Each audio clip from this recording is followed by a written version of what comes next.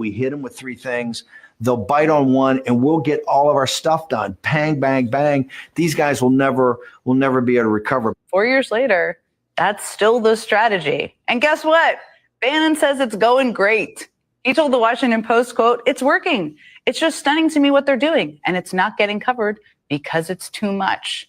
They're overwhelming the system." So yeah, they're going to keep flooding the zone. They're literally telling us that they're going to do that. Anti-DEI, anti-woke efforts. We understand this administration could, speaking about celebrating Black History Month, have you got any word on that? Anything that you can offer to us? As far as I know, this White House certainly still intends to celebrate, and we will continue to celebrate American history and the contributions that all Americans, regardless of race, religion, or creed, have made to our great country, and America is back. Been here before. We have had a civil rights movement, and we won that. We will win again if we just pull together. Stop letting them divide us. This isn't about whether or not you agree that Black people should have jobs, whether women should have jobs, whether you agree on reproductive access, whether you agree that those that are struggling should have access to food, whether you agree that those that are struggling should have access to childcare, whether you think our seniors should get Meals on Wheels and should be able to eat. It's not about whether or not you agree with any of that. And I would hope that we all agree with decency, but it seems like decency went out the window in this country. But you have to understand that if they can attack one of us, they can attack all of us. So stop letting them divide you over things like trans folk, because guess what? Everybody that got upset about the trans folk, listen, that's now impacting whether or not you have food, or everybody that was convinced that the immigrants were taking the Black jobs, so to speak. But now we got people that aren't showing up to the farms. And now we have record prices when it comes to eggs. And now he wants to say, you know what, CDC, you're not allowed to send out information about things such as COVID-19, or FDA, you're not allowed to warn of the things that are going on in our food supply. Literally, people will die if we don't come together. It is time out for all the division. All we need is decency, and we need people that are really signing up to do the job for all American people and not looking out just for the billionaire few. But we have been here before. Well, we have been here before, she says. Yeah, and we have to go way back too. We have to go a long way back. The Project 2025 mandate to stop government funding is headed for several court showdowns. So far, courts have said no. We're gonna have to pause this. Yesterday, as you saw in the clip, April Ryan attended the first press briefing under the new dictatorship, and several interesting things came out of that, including what was basically a confirmation, at least the way I read it, that the federal government will not recognize Black History Month. As the new press secretary said, Trump and his cronies will only recognize and always recognize what they feel is American history. And to go along with that, Lauren and Austin, this morning, HBCU funding is being shut off as the hateful mandate says federal dollars will not go toward any program or institution that is so-called woke or that teaches Black history. Well. Remember when we were accurately reporting, and I know Lauren was a part of that report. Both of you guys were a part of that reporting about what the Biden administration had done for HBCUs, and Trump continued to spill the misinformation that he had done so much for HBCUs. Well, read April Ryan's exclusive story this morning on blackpressusa.com to get more insight on that. But Lauren, Austin, here we are. Head Start, Medicaid, and other services immediately have been shut out immediately of funding, even as the court weighs or actions are taken against Trump's mandate. So, Lauren, your thoughts to kick things off? Well, there's a lot to say here. One is that obviously all of this was pre-predicted. Everybody knew this was going to happen. It was all written out in Project 2025. There's nothing surprising here. I'm actually more surprised at the lack of reaction and coordination by the Democratic Party that knew that this was going to happen back in the first week of November of 2024. So you have the rest of the month of November, the entire month of December, and then, of course, up until January 20 to figure out some sort of strategy. And in talking to a lot of my friends who work in the federal government, I hear nothing about any sort of strategy. And in fact, I'm actually trying to figure out who the leader of the Democratic Party is, because I haven't figured that out yet. I'm guessing it's Hakeem Jeffries, but of course, the de facto leader in most cases is the highest ranking elected official. That person is retired. That's Joe Biden. So I don't know who's leading them or what their plan is, but their press conference yesterday at 10:30 was close to being laughable. There was a lot of language in there about working with the Republicans, and it comes down to the fact that the Democratic Party has roughly 450 days until the midterms. Comes down to a few things. One, can they win in court? And can some other entity win in court? The party isn't suing the Trump administration for the moves that they're making and ties them up legally for 440 days, which is the midterm elections. Can they do that? I'm thinking the answer is no, because I'm seeing too many Democrats voting with the Republicans. I cover Virginia politics, and we have two new members, two new Democrats, supposedly, Congressman Vindman and Congressman Subramaniam from Loudoun County, Virginia, who've been voting with the Republicans. We've got Tim Kaine, who voted for Kristi Noem.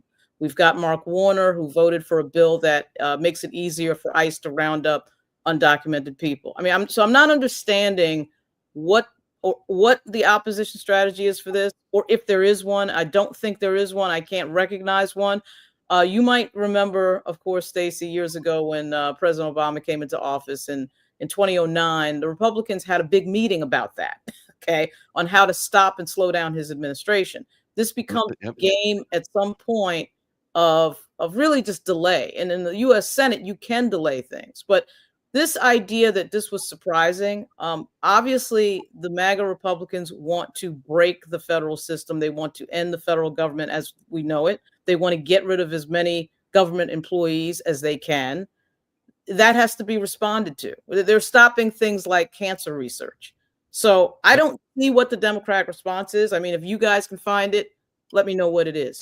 Oh, yeah, I think you hit the nail out on the head. You knocked it out of the park, et cetera, et cetera, et cetera.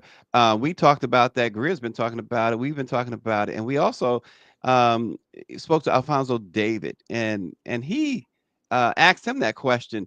Biden and the Democrats, they had all of, like you said, November, December, part of January, and they had nothing. Biden was walking out the door saying, "I feel sorry for y'all," essentially saying, "I feel sorry for y'all," is what he was saying.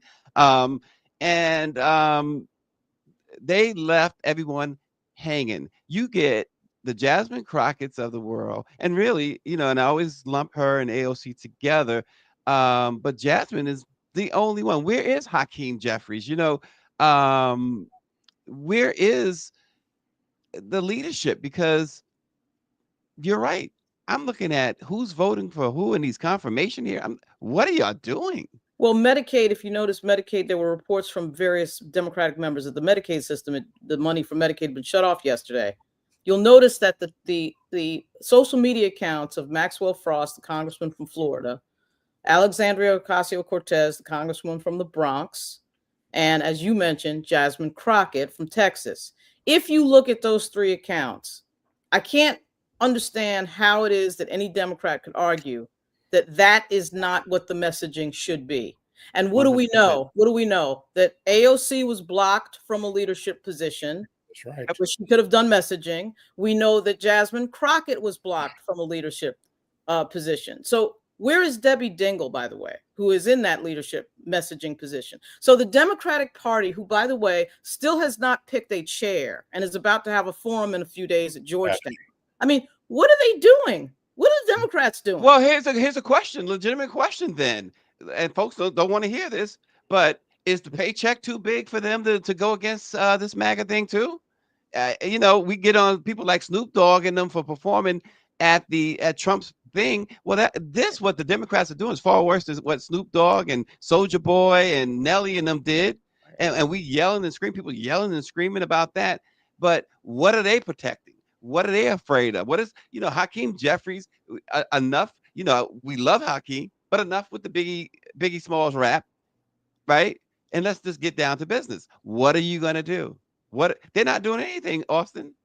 No, again, good morning, and always good to see my sister Lauren. As per usual, she is 300% on point with her commentary. You know, look, I remember again, as you all have both said, no one should be surprised that this is where we are. No one should be surprised at the lightning speed with which Trump is doing what he said he was going to do throughout the campaign.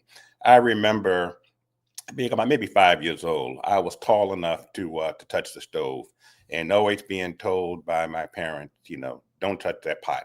You're gonna hurt. It's gonna burn. Finally, I did it. I can still remember putting both hands on the pot and screaming at the top of my lungs and falling to the ground. I had to find out for myself. Well, now, never done that again. But now America is about to find out. The only thing is, when I put my hands on that pot, I was the only one who was hurt.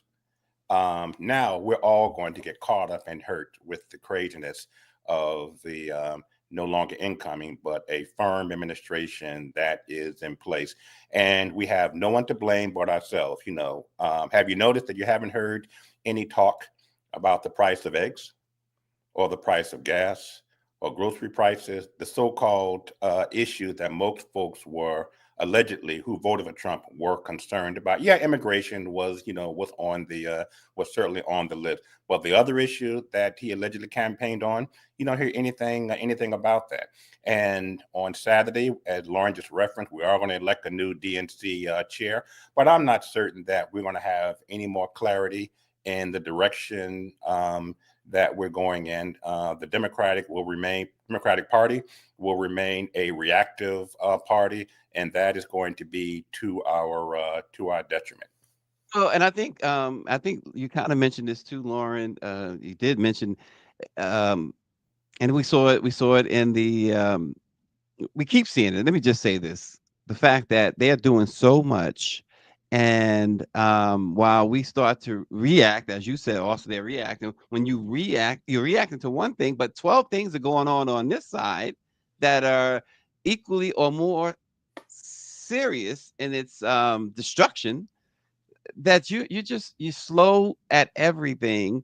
I have to wonder. I'm just, again, Lauren, I just wonder. It sounds all cynical and conspiracy, but I have to wonder, you know, have these people simply capitulated? Have they, you know, Schumer and Jeffries and the rest of them? Really, we can go down the list of all of the Democrats in the House and in the Senate and wonder, other than AOC and Jasmine, have they just said, you know what? Hey, I'll be okay. I got my government check and my government pension, and I got some other money coming in here and there. Not my problem. Yeah, well, a few things. You know, I'm not a big fan of saying things like we need to move on to the next generation, the torch needs to be passed, because age really doesn't mean anything when you look at the individual people. So it's a person like Maxine Waters, who's in her 80s, or Nancy Pelosi, who's in her 80s, or Bernie Sanders, who's in his 80s. I mean, those people do know how to fight, and they do know how to message, even though they're older. In the case of the leadership, though, of the Democratic Party, particularly on the Senate side, that leadership should have turned over already. I'm confused as to why you lose elections, you lose the majority over and over again. You know that in England, they have the tradition of when you lose, you resign. The leadership resigns. And for some reason in the United States, we don't have that tradition. So we're looking at Chuck Schumer for another cycle. The other problem that's a little bit deeper than that, you mentioned flooding the zone. Everybody knows that they were going to flood the zone. We saw this guy in office for 4 years. I was at the White House. You were at the White House. We were all at the White House, 6 years ago, looking at Donald Trump. We knew that every single day he would do something. We also know that standing on the platform of his inauguration are the leaders of our ecosystem for communications, for the most part. I know Bezos only owns one part of that, but it is the Washington Post. And his leadership and his lack of leadership around certain contentious questions and his favoritism toward Donald Trump matters when you own the Washington Post. We have standing there Elon Musk, who owns X. Okay. We have the guy that owns Facebook. I mean, these are billions of people and billions of messages. We know from Frances Haugen, the Facebook whistleblower, that Facebook drove some pretty contentious information into their stream that made everybody think that the election was stolen in 2020. Next thing we know, the Capitol is getting attacked. So it means something to see communications leadership standing on that dais. And then the Democratic Party, and it's not just Hakeem Jeffries, but of course he's a major player in this, not figure out a forward strategy at all. I mean, I don't see anything that would tell me that these people sat down and said, what are we going to do when Trump starts doing these types of things? The flooding the zone can be overcome, for example, with coordinated messaging in the same direction. But you need somebody like I don't know, Alexandria Ocasio-Cortez, who has millions of people following her on her social media. And then who stopped her from being in a leadership position? Somebody, Nancy Pelosi, stopped it. So there is an argument here, and it's a damn strong one, for a change in leadership, because I don't think that the Democratic Party, you're not hearing them talking about HBCU funding. You're not hearing the leadership talking about, this Donald Trump and his folks, the first thing out of their mouth was about DEI, diversity, equity, inclusion. They're not into diversity. They hate equity and they hate inclusion. Do you hear the Democratic Party defending equity and inclusion? Do you hear the Democratic Party messaging that that's wrong? Do you hear anything about anti-Blackness coming out of Democratic Party messaging? No, you don't. You don't even hear anybody from the Democratic Party saying, look, who that's probably going to hurt predominantly is white women. A lot of these DEI positions are white folks. You don't hear any of that. You don't hear any of that. This is the same party. I watched, again, I cover Virginia politics. I watched one of the members of the delegation vote against a $1 trillion defense bill. Remember, Virginia over-indexes in military personnel. A $1 trillion defense authorization bill. She votes against it because it doesn't protect health care for gender-affirming health care for the kids of our service members. I don't know how many people that is, but I'm going to go ahead and guess under 100. And she voted against the defense bill over that. So Democrats know how to stand up for certain groups. We've seen them do it. But when it comes to Black people, who are the base of the party, who are the people who made Joe Biden's victory in Atlanta and Philadelphia and in Milwaukee, et cetera, and so on, they're silent. So again, I'm wondering what the strategy is for the Democratic Party. Where is the opposition? It's very easy to cover, quite frankly, the MAGA Republicans who are in power right now. They tell you what they're doing, they say what they're doing, and then they're making moves, and we're covering it.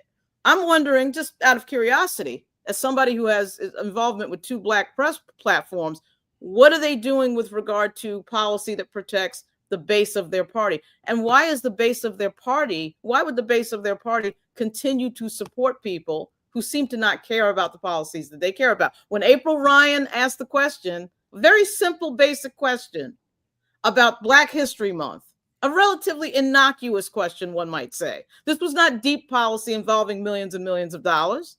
She could not get a straight answer and a straight yes, because they are anti-Black. Exactly. They're anti-Black, and every move they made for the last 10 days has reflected anti-Blackness. So where is the Democratic Party? Where's Hakeem Jeffries? Where are the statements on that? Have you seen a statement that has said, wow, this DEI push and this anti-DEI, they should say the words, by the way, diversity, equity, and inclusion.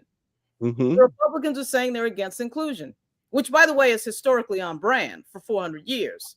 But somebody needs to message that. And remember, there you go.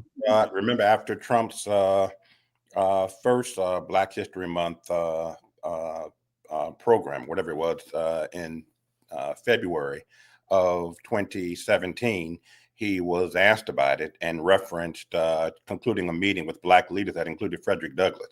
That goes to show you how much he was, serious about Black History Month. And to Lauren's point, it's clear with the response to DEI being, dismantled, that the heads of these corporations fear Trump.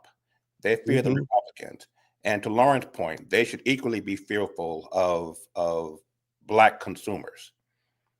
McDonald's, Lowe's, Walmart, all of these companies that are basically taking down their DEI program, not out of fear of Buck. Clearly, they don't care about our, the Black consumers dollar. They're fearful of being targeted by Trump. Well, you saw also. Exactly, because you saw now Costco, after making their bold stand the other day, the states, several states attorney generals are now going after Costco, and so they're doing the strong arming now. So this is another thing to keep an eye on as well, to see if Costco will stand firm, but they're going to make life miserable for Costco. So you gotta watch that. I would like for Gregory Calloway to explain. We keep hearing this, and I don't really want to go too far into this rabbit hole, but about these FBAs. He says, I'm proud of FBA because we said to hell with the Democratic Party. And that's understandable in a sense, but are you proud that it's you and us, no matter who you look at? If you are Black, everything that we're talking about applies to you.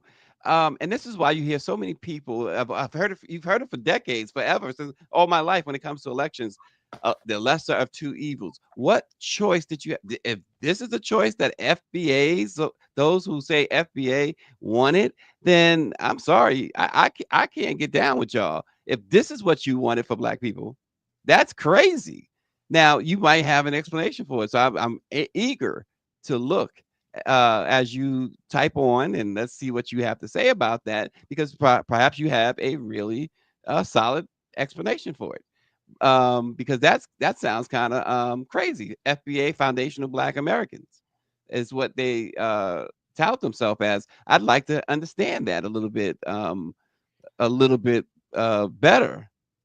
So, well, if it's not I don't impacting know. you, then certainly it's impacting, your mom, your sisters, other family members, other friends. So if allegedly, which makes no sense to me, if it's not, these policies not impacting you, don't you care about anybody else other than yourself? Well, I'll say this. I've broken the world up into two groups. Okay. People who talk and people who have a plan. I'm not saying that the ADOS people don't have a plan. It gets into whether or not that plan is implementable, et cetera, and so on. But I will say this, there is a major difference between the leadership values of the two major political parties. The current MAGA Republicans get in and say, this is what we're going to do, and they do it. They pardon 1,600 people on one day. The Democrats sit around and wring their hands about Marilyn Mosby. And then Marilyn Mosby doesn't get pardoned. And then Joe Biden only pardons 5 people. That made that is so we're talking about who does stuff, who gets it done, who has a plan to get things done, who tells us what the plan is, which isn't really a requirement typically in politics, but this MAGA Republican group told us what the plan was, put it in print, and handed it out. And everybody read it and knew what it was. And so ADOS is all very interesting. I get the tangibles argument. I think the tangibles argument is very relevant. I think that there is an open question about Black leadership. We have Al Sharpton being the only person I've seen so far in all of Black leadership of all these groups that we've got. And he to say that he has the group that's one of the youngest is an understatement. His group is only like 30 or 40 years old, National Action Network. He's the only person who actually did something. We may disagree with what that is. That was the buy-in event, of course, at Costco. We may disagree about what that is. We may think that, that may not be the answer, but that is closer to activity than anything else I have seen. And this is the problem that we have in the Black community more globally, is when you have corporate actors paying for your stuff, paying for your banquets. They control what you say, and they can yank the chain when they want to yank the chain. And until that money problem is solved, we're going to be having this discussion for a while. Yeah, I mean, look, Damian H, either he's getting a check, or he or she getting a check, or is just sadly misinformed. Look, I understand, folks, when you say, as Damian says, I can't get down with Democratic perversion in our culture. I understand that, but it sounds like what Damian is saying here is, I'd rather be a slave picking the cotton than having folks in power that I disagree with, who is not going to have me in the field picking cotton. To me, it's just that simple. When you see what's going on, it's not one person of color in that in the administration, in that hierarchy that you see, not one person of color. Not There is one. he hired a black HUD secretary, but there is just one. Okay. I mean, Just one. it should tell you something that Byron Donalds and these people couldn't get a job. That's a big signal. So Byron Donalds and some of these other black actors Tim have been running Scott. for Donald Trump, Tim Scott. The fact that they could not get a job tells you how deep and how anti-black they are. They're actually anti-black against people who've helped them out. Right. That's a So tell. how do you get down with somebody who's anti-black? Well, maybe Damien is not black. I don't know. Maybe this other guy who talked about the FBA is not black. I just don't know. Or maybe they're not Latino or something. Maybe they are just You know what I need white. FBA to do? I need FBA to bring the same criticism to Democrats, some of which I think is fair and reasonable. Yeah, absolutely. A lot of these points they make are good points, but why aren't they bringing the same heat to what we're seeing right now with the MAGA Republic? 100% instead of celebrating it. These guys on here this morning are celebrating it. I don't get How do you that. celebrate it? I don't get that at all. I mean, these are people who are getting us close to the era of the 1940s and 50s in terms of the way they talk and the policies that they are trying to implement. And I fully expect them to go after the Voting Rights Act and the Civil Rights Act and the Civil Rights, legislation, try to bring that down. So it is done. What do you, I mean, again, I think that, again, I also think we have to think a little bit deeper than just the peripheral nonsense that we see on social media, most of which I completely ignore. We had a candidate who only had 107 days, right? We saw for the first time in American history, Black people watched a Black woman run for president who only had 107 days to run for president. That matters. So in the sweep of Black American history, when we watch this type of thing play out, we have to keep in mind that was not a normal campaign. And Donald Trump was campaigning for 4 years. When you're campaigning for 4 years, it makes a difference when we watch our history play out, when another person unexpectedly has to run for president and it's a 107-day campaign. So I'm not sure why that isn't figured into some of the thinking as to what we're seeing right now. Well, exactly, Lauren. I guess let me switch gears a little bit and go out to California. First, I'll start in California with this. Dodgers owner Mark Walter, the owner of the Walter Family Foundation in the Los Angeles Dodgers, are contributing $100 million to Southern California wildfire recovery and rebuilding. The announcement came from Magic Johnson, who is also a co-owner of the Los Angeles Dodgers yesterday. So big thing there. But the other big thing in California, I thought is interesting. California Secretary of State Shirley Weber just gave the green light for a campaign to gather signatures for a vote on California succeeding from the United States and becoming an independent nation. Now, if the necessary number of votes is collected, the question will be put on the ballot in 2028. And the question will be, should California succeed from the United States and become a free and independent country?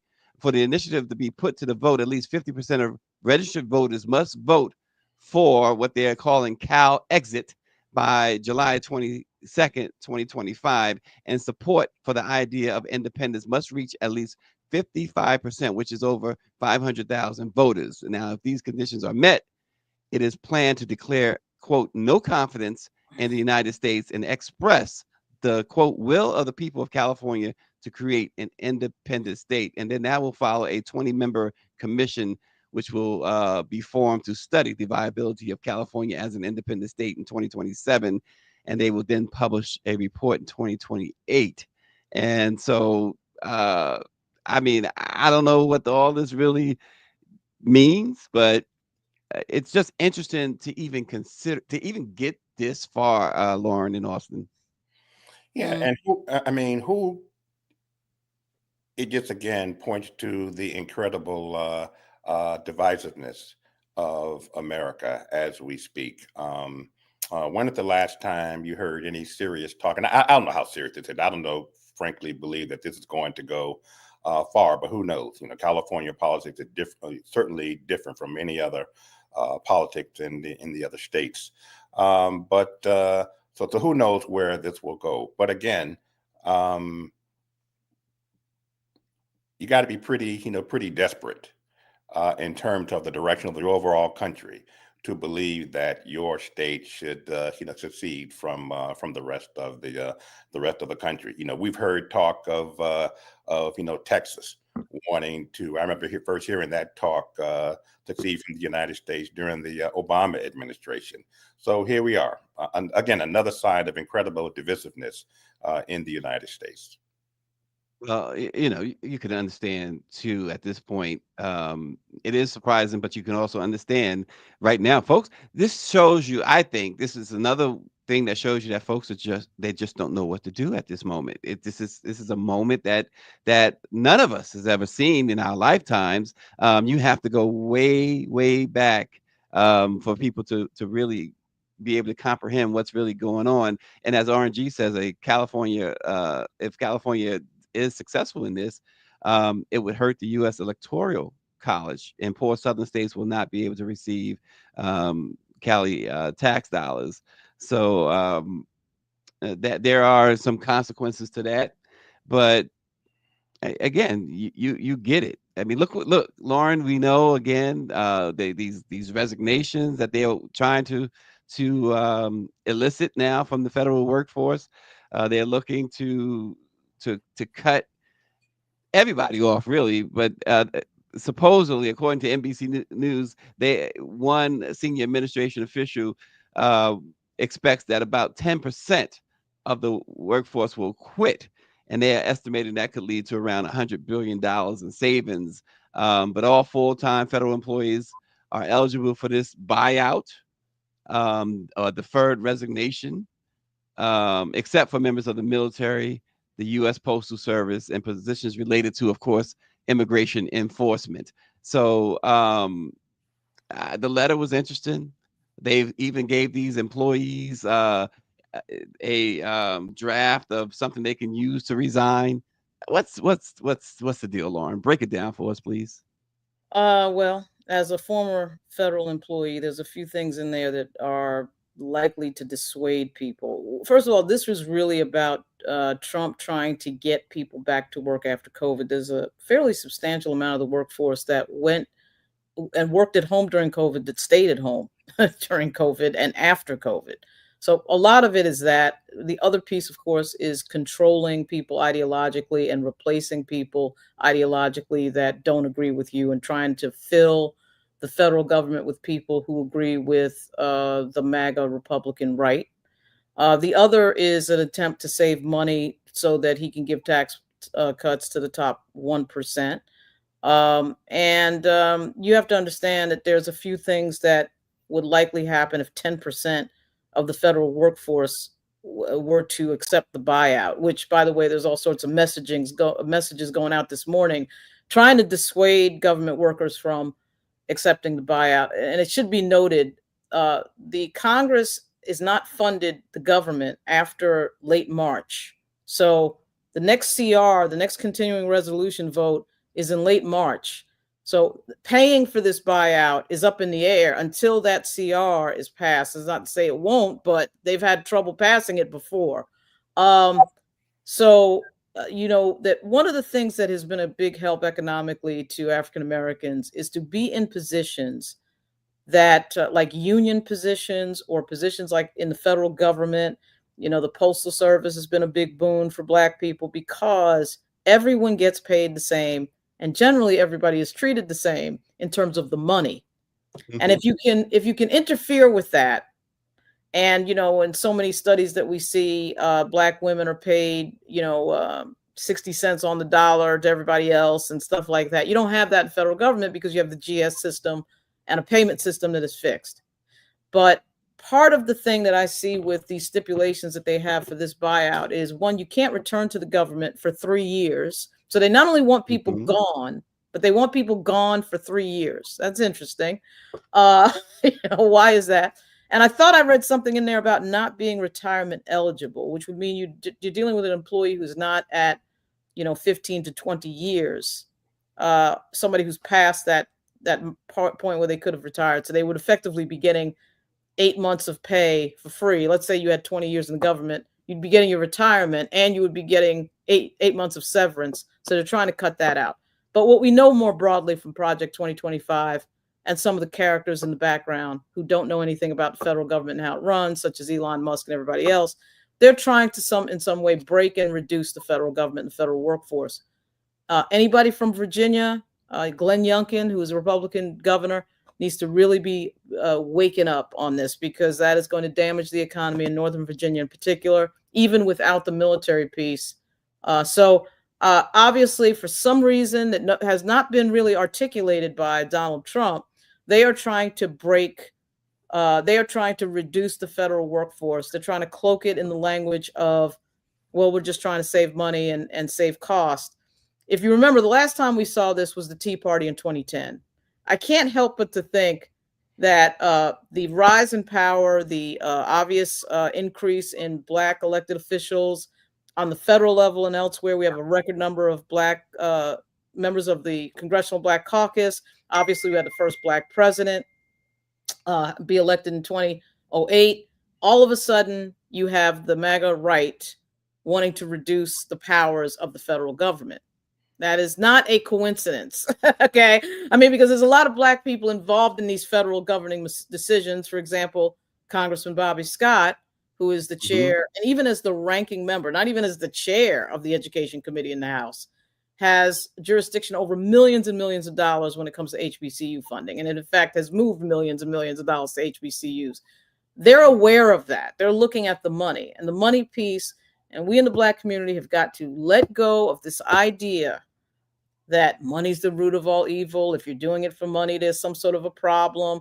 All of that is love of money is the root of all evil. Let's get it straight. I mean, we're taught these things. I get some of it is biblical, but it is destroying us, because the money piece is the whole thing. Money is control, ownership is control, home ownership is control, all of that. And these federal employees are able to do those things through a plethora of programs. Whether you're in the military or not, if you're a federal employee, you have a huge advantage with regard to ownership for property and everything else. And they know that. These people on the right, these people who wrote Project 2025, the Heritage Foundation, they know that. They know what breaks a community, and they know how to keep a community out of power. And that money piece is number one on the list. And Empress makes a great point in the comments. Federal workers also have better health retirement that is much better than Medicare. That's a great point. And all that is being factored in, we know. And thanks, Mike V, for responding to someone who apparently, I guess, believes that Trump was gay, but I doubt Trump is gay. Anyway, I doubt that very seriously. But anyway, and here's the truth. The truth has come out in plain crow, and that Trump and his allies not only want us to go back, and many of us have said, well, they want to take us back to Jim Crow. The truth is slavery, because a key ally to Donald Trump detailed plans to deploy the military in response to domestic unrest, defund the Environmental Protection Agency, and put career civil service in trauma, quote, in trauma, in a series of previously unreleased and unreported speeches. And of course, ProPublica is reporting this, and they have apparently got the tapes and everything. Russell Vought, who served as Trump's director of Office of Management and Budget, described his work crafting legal justification so that military leaders or government lawyers would not stop Trump's executive actions. Of course, Vought is one of the authors of Project 2025, and he said the plans are, and this is directly what he said, to they are a response to a quote Marxist takeover of the country, likened the moment to the 1776 and 1860 when the country was at war or on the brink of it, and said the timing of Trump was quote a gift of God. This guy is unreal, but this is what they're doing, and we're seeing it in action, folks. They're not talking about Jim Crow or even the 60s. They're talking about 1776. And Lauren, they're doing it. Well, I mean, again, there are only two questions. The question is not about so much what they're doing. The question is, what is the opposition to what they're doing, which is to this point invisible. We've known this for months. I would actually say we've known this for a better part of 6 months, 6 to 7 months. We're talking about Project 2025 back in June or July. Everybody knew, everybody was reading it. There was some really excellent jobs done on YouTube of people reading it and analyzing certain sections. And so then one has to ask the question, part of the problem with the Democratic Party, let's face it, is that there is a struggle going on there with white Democrats not wanting to back the plays of Black Democrats and, frankly, the things that Black Democrats are concerned over. So, for instance, when the police brutality issue came up, an issue that has been talked about in the Black community since the 1950s and 60s, John Lewis mentioned it in his speech on March on Washington. Malcolm X talked about police brutality. We've been talking about this forever. Then we get to the point where the cell phone technology comes in. I mean, before it was, you guys are lying. We don't believe you. This is not really happening. Cell phone technology comes up and we see it on camera what's happening.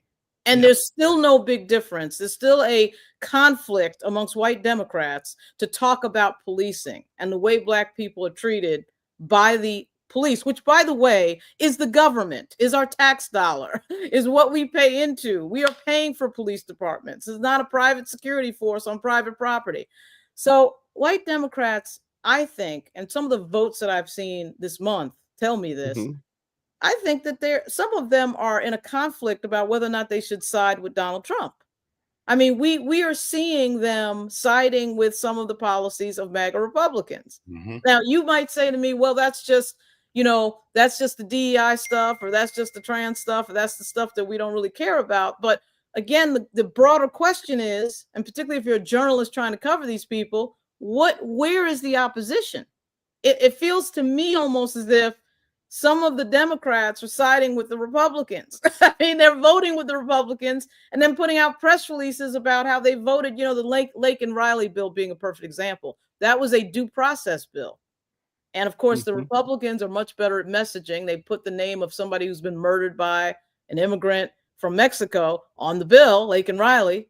She was murdered by somebody undocumented. They put her name on the bill, and then they open up the floodgates of the possibility of who you can arrest for the suspicion of things. Now we're starting to get into suspicion. And Democrats, 58 of them, support the bill. So I have to ask the question, as I analyze these people, what does the Democratic Party stand for? What does it believe in? And then when I see things like, oh, we've got a forum for the DNC, and you've got 3 MSNBC anchors, 2 of whom work for Joe Biden, asking the questions, that's problematic, because these people need to be asked serious questions on race. And I don't know that Jen Psaki is going to happen. So I'm just a little bit confused about where the opposition is, and if there actually is an opposition. I don't know where that is. Well, again, you're right. Elgin Charles, this is a TV personality and journalist, had the great one line this morning that I saw, or late last night. She writes, quote, "The re-election of Donald Trump is what happens when you'd rather see our country incinerated by a white man instead of elevated by a Black woman." Absolutely. Stacey, you and I talked, off air, certainly on your program, immediately after Joe Biden's disastrous debate. And I'm one of those who felt that he should not have run again. For whatever reason, he decided to run again. And the day after, folks were calling for his head. And I was one of those who felt and still feel that, no matter what, Democrats should have stood united behind Joe Biden and get him back in the White House and figure things out afterwards. He steps down. The vice president is now our nominee. No matter what, we should have stood by her. The one thing you have to admire about Republicans, and that is they stand united behind their candidate no matter what. Indictments, charges of inappropriate sexual behavior, hiding national security secrets, no matter Pedophilia. what, no matter what, no matter what. This man was in the courtroom how many days a week, and somehow managed to convince his supporters and to raise money off of being in a courtroom, charged with criminality in several courts.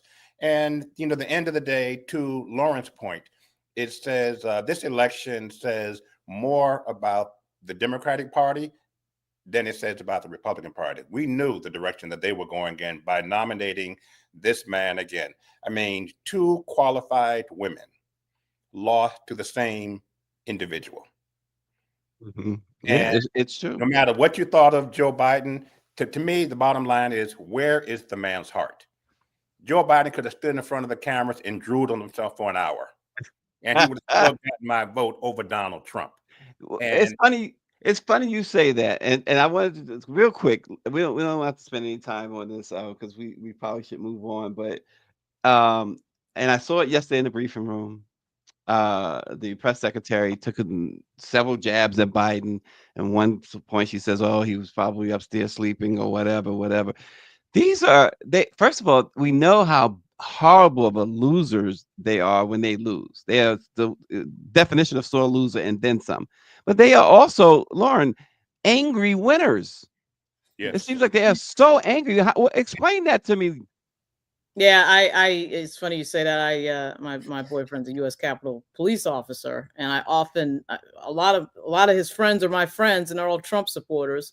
He's not a Trump supporter, but they are, and it amazes me. We're actually on a text chain together, and I often say to them, "What are y'all angry about? The federal government is funding your family, your mortgage, your health care. You're in a great financial position. Many of these U.S. Capitol police officers are making 6 figures."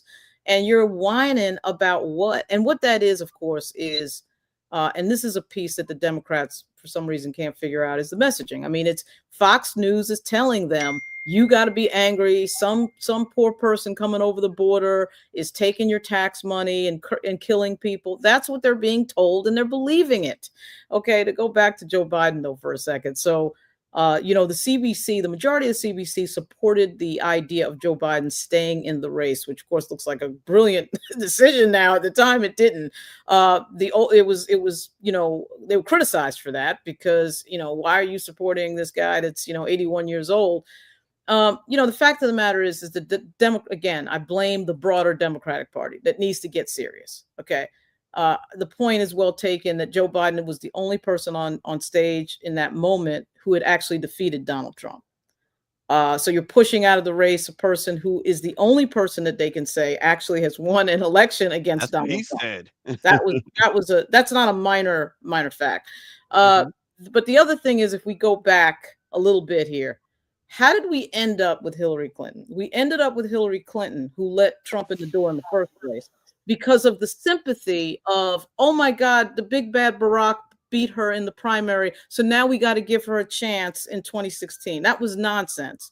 The way the Republicans play is, we're here to win this election, and we are going to nominate the person who is most likely to win. They wouldn't have cared if that was Jeb Bush, Marco Rubio, whoever. They figured out it was Donald Trump, and they were right. Yep. So we run a white female against a white male. And I'm going to be brutally frank here. Okay. We know the demographics and the history of this country. There was no history for a white woman winning nationally. There just isn't. It's hard to have women win in a state, much less a country. The same argument was used against Barack Obama in the background. It's a black guy. We're never going to win this. It's a black guy. You remember in Maryland when Wes Moore was running, one of the donors came out and said, we can't run a black person. He's going to lose this and that. Turned out to be wrong. Of course, Maryland is over 34% black. So that made perfect sense that Wes Moore got elected. But to go back to Hillary, the Democrats run Hillary Clinton. She loses. Okay. Do we learn the lesson? Do they learn the lesson? Do we learn the lesson as media to ask these people, hey, you're running the same demographic again in 2024. And the added thing was, and I hate to channel Teslin Figaro, but again, Teslin Figaro was right about this. It is hard for a black woman to win. It is unlikely that a black woman is going to win in this country nationally, and you run a black woman. Just you got to look at the question of who wins and who loses and who's easier to win the election. So Biden had a good point on that. The problem with Joe Biden, as everyone knows, was could he functionally run and do it? And I think, frankly, his staff lied to everybody. They lied to the media. They lied to other staffers. I have people who I know in the federal government who were telling me at the Democratic retreat last year that Biden was not functioning without the aid of cue cards. Okay. So you know all of those things. My thing is, I'm not mad that the staff was like, we're going to run our guy, but you got to have a plan for that. And as somebody who's in politics, yeah, I mean, no plan. He's worked in politics. I'm sitting there going, okay, you know, the guy's old and he's lost a step. Okay. What's the plan for that as we are running? And that's all I'm looking for. And they had no plan. And as we know, on July 27, I think it was, debate happens, or June 27, debate happens, and it all comes, the whole thing is laid to bear in front of the nation, in front of millions of people. And so I agree with that point that Biden probably would have gotten a better number, because you do need white voters in Western Pennsylvania. I mean, just look at the demographics. But I got to say this. I thought that the vice president did a lot better than I thought she would. There are arguments out there about voter suppression. Roland Martin had the guy on the other night he's a data analyst on voting. And there's an argument that voter suppression was a major factor in this race that, of course, nobody has looked at, because CNN and MSNBC ain't going to look at it, and nor is the New York Times. But she got real close for somebody who's in a demographic with a lot of electoral disadvantages. Well, Drea Williams says that the Democrats and Republicans are the same. One is just good cop and the other is bad cop. And there was another comment. Rod 402 says, I would take a non-functioning Joe Biden over the felon in that office now any day of the week and twice on Sunday. Christian Christopher says the Dems, and there's a lot to what she's saying here. And I know a lot, we could spend a whole day on this because a lot of people feel this way.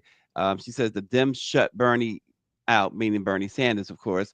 And Christian truly believes that Bernie beat Hillary Clinton. They stole that from Bernie. I think Bernie still believes that too. Well, if you read Donna Brazil's book, Hacked, Donna Brazil has a book called Hacks, and it's one of the best political books I've ever read. She goes into the Bernie Sanders question. Bernie Sanders could not win a primary over these people. He didn't have votes. That's a bottom line issue. But I get it. I get the feeling he did get hoodwinked in the background by the DNC. No question. Lauren, I'm glad you're here, because one of the things that you, other than politics, that you do a lot is these court cases, particularly involving celebrities. Rihanna is throwing her full support behind her man, ASAP Rocky. Yes, she's gonna reportedly be in court today to support him. Now, we know that he is facing up to 24 years. And because of that, Austin, I did tell Shanae that if he goes to prison for 24 years, she has to understand that, Rihanna may need some comfort and I might have to step in. But, so I just wanted to make sure that she understood, and was not taken by surprise in advance. Right. So, but Lauren, he turned down a plea deal that essentially would have gotten him, I believe it was 6 or 8 months or whatever. He turned the plea deal down, and he's facing 24 years. I don't know how much you followed this particular case, but I know you do. You're usually on top of all these cases. Any thoughts on this? Not yet, but my general thoughts on any case that involves a black male is look for punitive punishment that you would not see if it was a white male. I mean, the stats show us that they get prosecuted longer for the same crime. Plea deal. I bet you he feels that he didn't do it, so I'm not pleading out to something I didn't do, which is a classic way that, people get leveraged into these deals. Oh, we're going to put you in jail forever unless you agree that you're guilty. And a lot of people on principle don't want to do that. That's understood. I am not following that as closely as I am following, believe it or not, Justin Baldoni and Blake Lively, because that's a libel and defamatory case against the New York Times that I've dealt with as a crisis manager in the New York Times is a disaster. And it reflects a lot of the things that happened to Justin Fairfax that happened to Justin Baldoni, chief of which is the New York Times teaming up with lawyers to present a story with no evidence attached to it. I mean, and then finding out from the other side that his side of the story is not presented at all, which is something that the New York Times loves to do, particularly with the thing that they created called Me Too, which, by the way, was stolen by from a black woman, Tarana Burke, no relation, stolen from her so that we could sit around and talk about white, blonde Hollywood women who are multimillionaires like Blake Lively.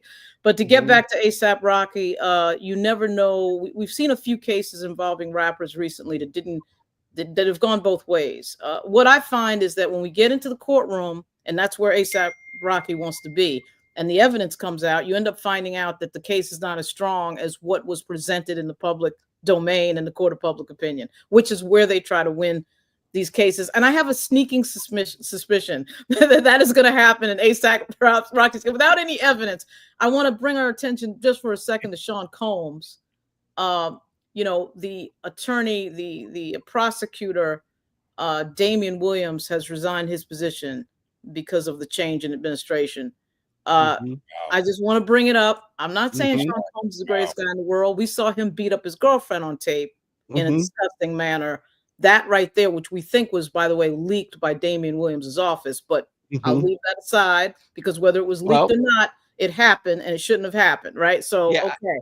But I have yet to see any evidence in the Sean Combs case. I'm waiting, all right? I mean, I'm hearing about videos and 3,000 people who've said something happened, and we got an attorney in Texas saying that 3,000 people came and we got 200 clients.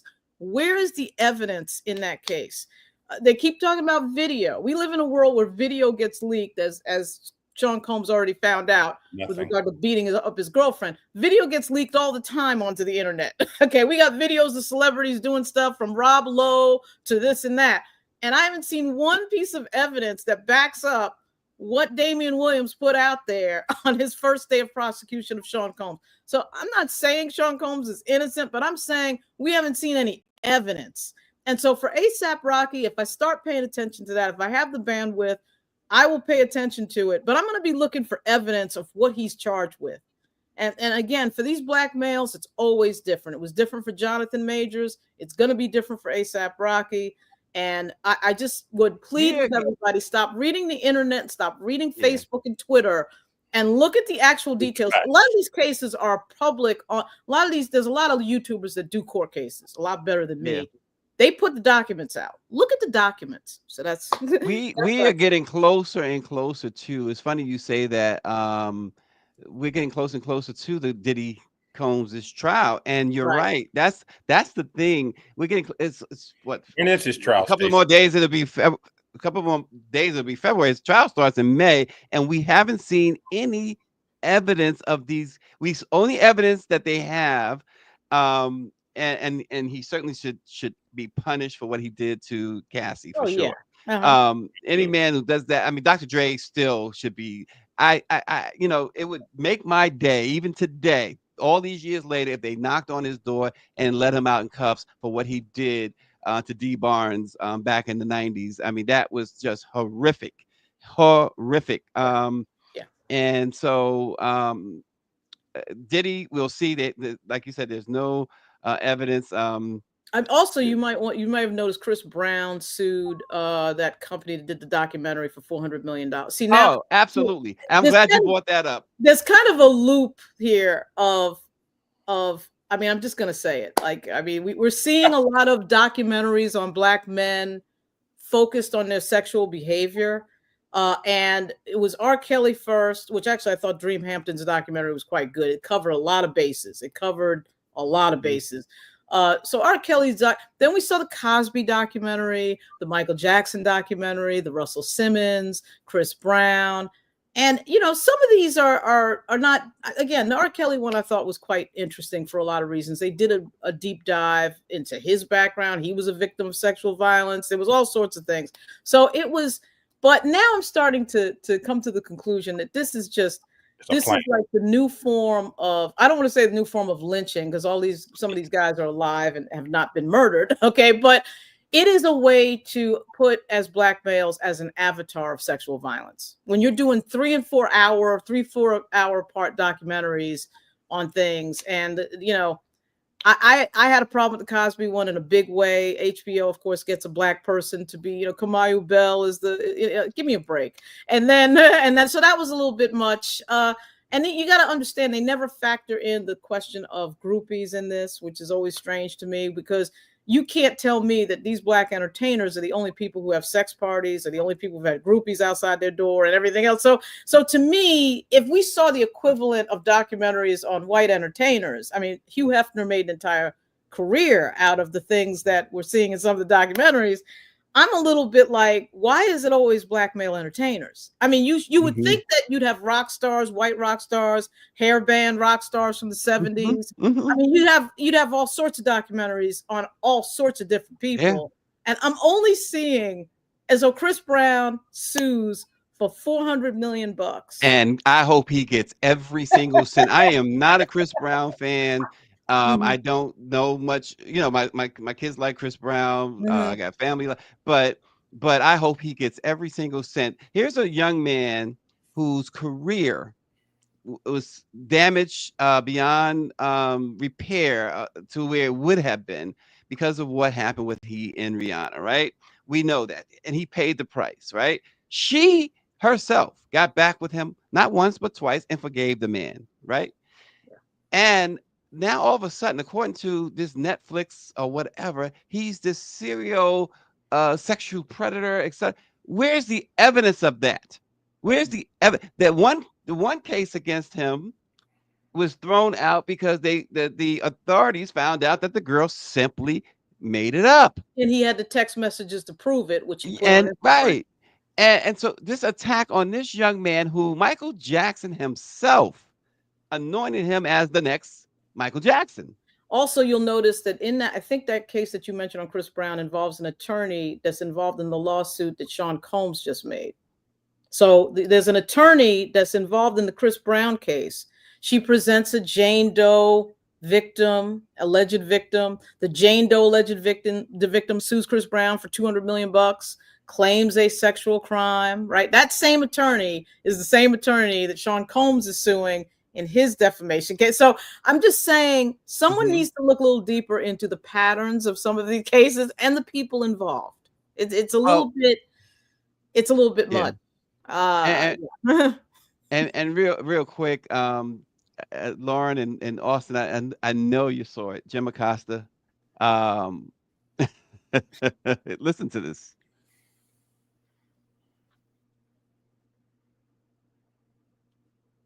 Don't give in to the lies. Don't give in to the fear. Hold on to the truth and to hope. Even if you have to get out your phone, record that message. I will not give in to the lies. I will not give in to the fear. Post it on your social media so people can hear from you too. CNN's top anchor just resigned live on air.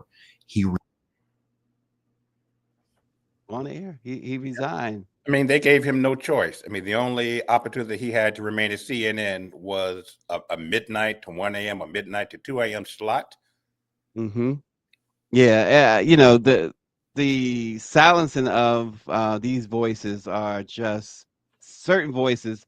This all has to do with that guy right there that you see on the screen and his statement, which is really, it's ridiculous. Yeah, I'm going to do a video on this. There's just a corporate loop of trouble when it comes to corporate money going into these news platforms. And what we're seeing in the news business that I think is very alarming is there's too many people who have concluded that they can't do journalism on platforms like MSNBC, the Post, the New York Times. You see all the Post people leaving for the New York Times and the Atlantic.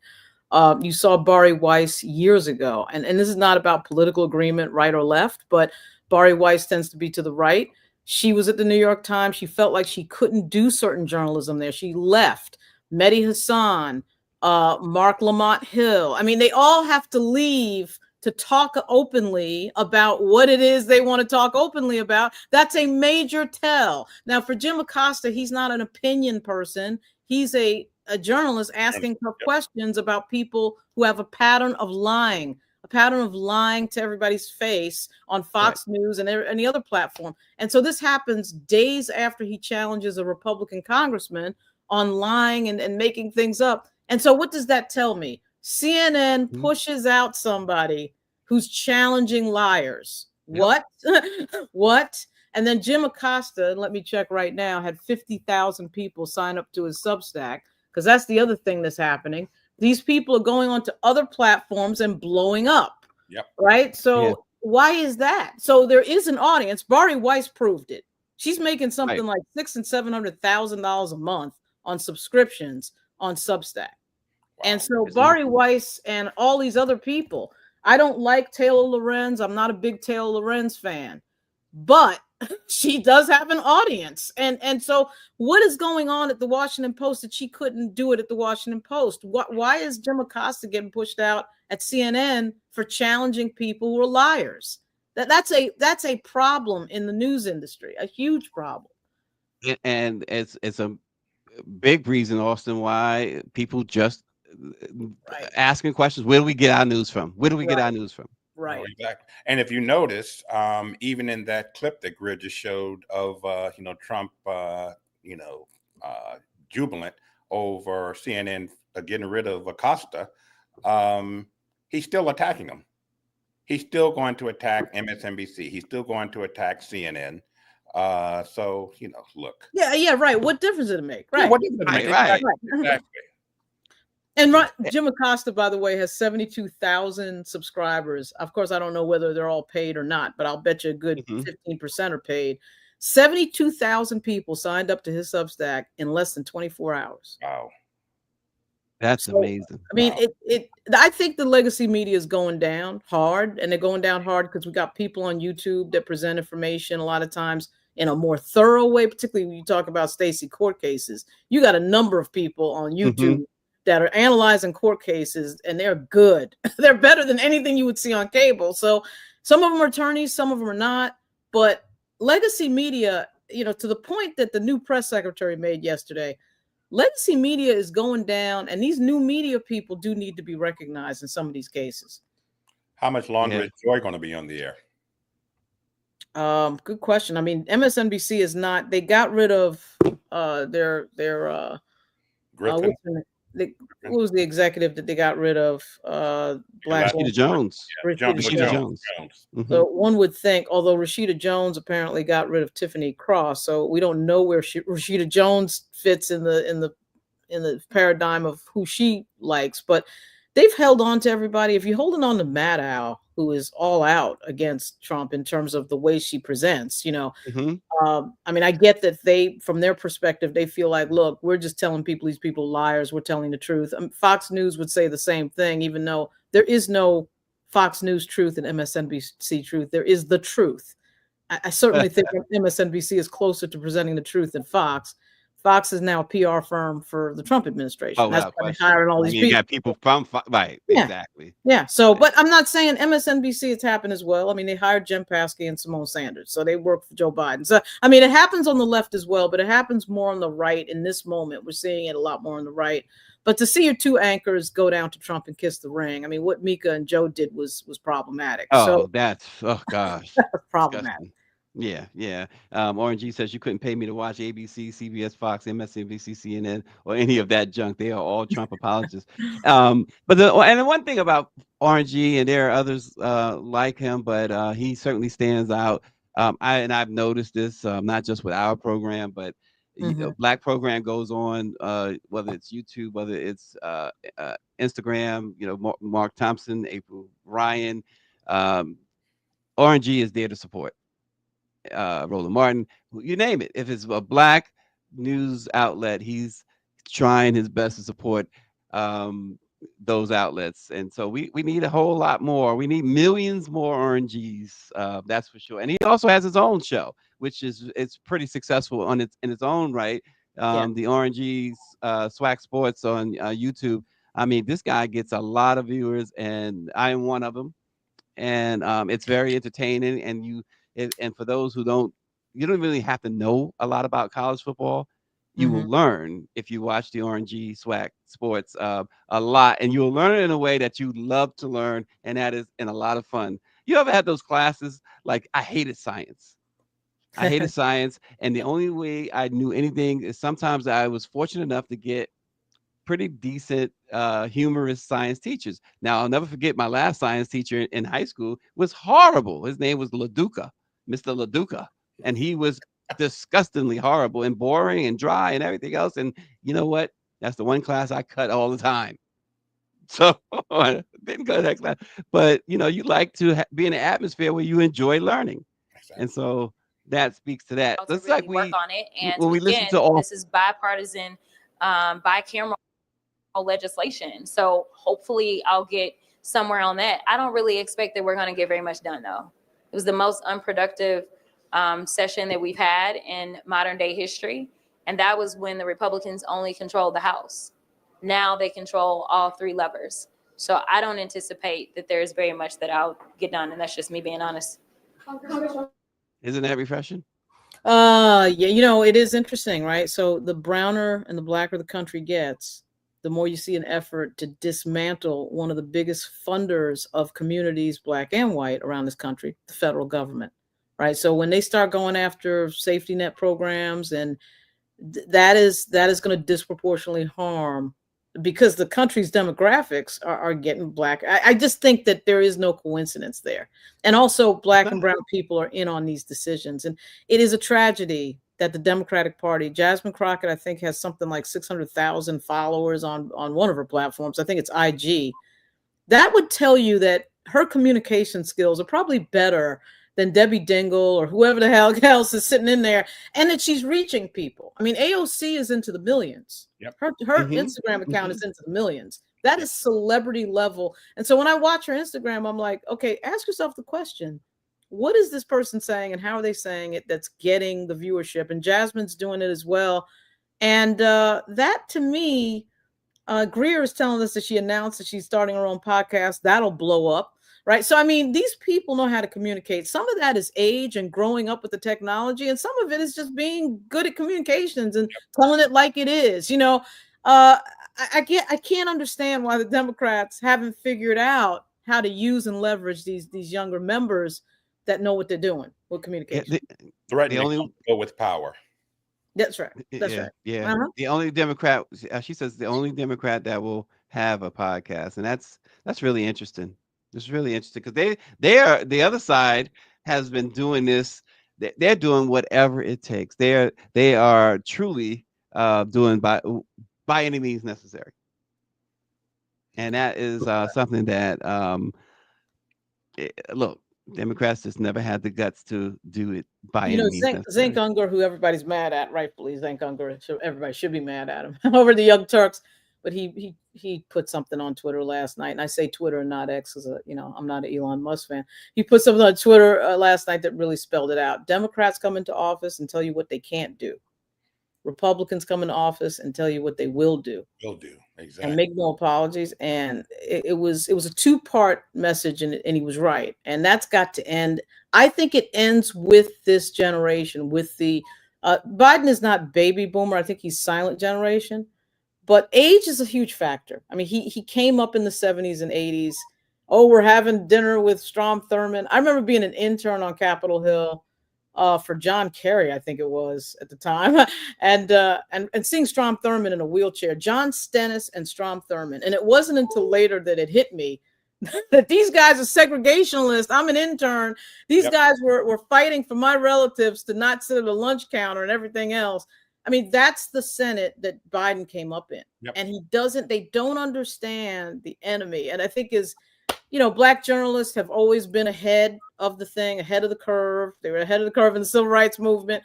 And I think black politicians in Jasmine Crockett and some of these others, they get what's going on, but they're not in the leadership, so they can't implement. And that's becoming a huge problem. That's becoming a huge problem. Well, Drea says that Democrats are like Capricorns, old and stubborn like a goat. And Christopher says when they asked Jasmine about Dems doing podcasts, she gave that, you know what the problem is, look. So there you have it. Austin, any last thoughts for the morning as we go into another day of seeing what else is going to come our way? No, just brace yourself, brace yourself, brace yourselves. It's only what time is it? 8:46 a.m. And there'll be a whole lot more to talk about same time tomorrow. So brace yourselves.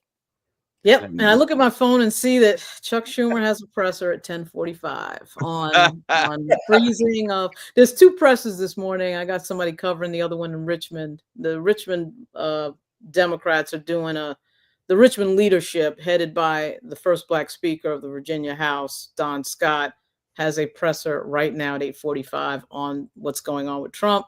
And now we see that Chuck Schumer has a presser, which I may go to, at 10:45 on the freezes. And the only question for him, in my view, is what is your plan to stop that? Again, they can't stop it. They're out of the majority. We understand that. But there's got to be lawsuits. I think you guys saw that the not-for-profit head sued the administration. Yes. And you saw there was a stay on the freezes by a federal judge. There's got to be a legal component, and who's running that? I mean, like what's going on here? So I think the Democrats are actually scaring me a little bit with their lack of coordination.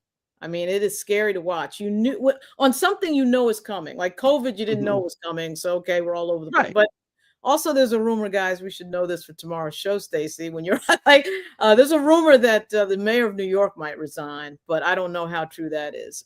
So which would mean that he's getting a job. Something's going to be the ambassador to something. Right. Where's his people from?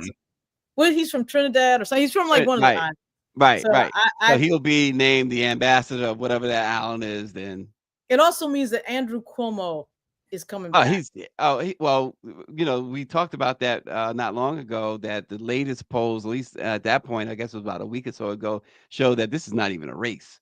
Andrew Cuomo is got 80% of the vote or something. Yeah, realize that if he does crazy number. If he does get it, makes me want to change my registration back to New York. It's in Virginia now. I actually voted for Cuomo twice when he was governor, full disclosure, but Cuomo would be the first Me Too case person hit with a Me Too thing to return to power. So I thought it was going to be Al Franken. Al Franken is effectively retired. He's a little older than Cuomo. Cuomo would be the first, and that friends is a discussion for another show. Well, there you go. So good heads up, Lauren. Lauren, I don't know if these are one of your better sources or not, but we know that your sources generally are right. So this is not a great source. This is me reading somebody on social media, but the person is pretty plugged in, and I will send that tweet to you right now. But I it's somebody that's very plugged in that has been right about other things. So there's that. Wow. But this is really rumor level. You're not supposed to do rumor level in journalism. Right. Here I am doing. But mark my words. I'm telling you, if that is true, the next announcement is going to be that he has been appointed by Trump as an ambassador to something. Well, he's not going into the administration. Yeah, he's going to get the pardon. He needs a pardon, and and I will admit, I mean, just objectively speaking, I know a lot of Democrats don't like the mayor of New York, but I will say this: I don't see what the case was in that matter. I think that Eric Adams's case, I'd love to see the evidence in court on that one. You're getting rung up for airline tickets and quid pro quo. I mean, this idea that elected officials are doing a favor for a donor. Well, you can argue that, and the Bob McDonnell case was the same thing. You can argue that in a lot of ways. I mean, so again, I think Damian Williams is suspect. I'm just going to say it. Another one of Terry McAuliffe's drivers. I just think he was Terry McAuliffe's driver. as was LeVar Stoney. I just think Damian Williams. He, you know what? I can't disagree. He's always come off as kind of a suspect. To me. Yeah, his cases that he brings are very interesting. I'll just say that. But again, I would reserve judgment for the evidence in court, but I don't know that that's going to make it to court. I think Eric Adams gets a pardon. We'll see. Well, pardon us, y'all. We way over time, but thanks, Lauren. Thanks, Austin, as always. Folks, we'll see you again tomorrow. I think we're gonna have a conversation with Alfonso Davis, so you don't want to miss that either. Oh wow! So, yeah, so join us for that. A whole lot to talk about. and look, he has a lot to talk about for sure. I wonder, can he talk about it? Did he sign an NDA as part of the agreement when he broke away from Human Rights Campaign? We'll find out. Watch that be known. All right. Thanks for joining us, y'all. We'll see you tomorrow. Thanks. Thanks.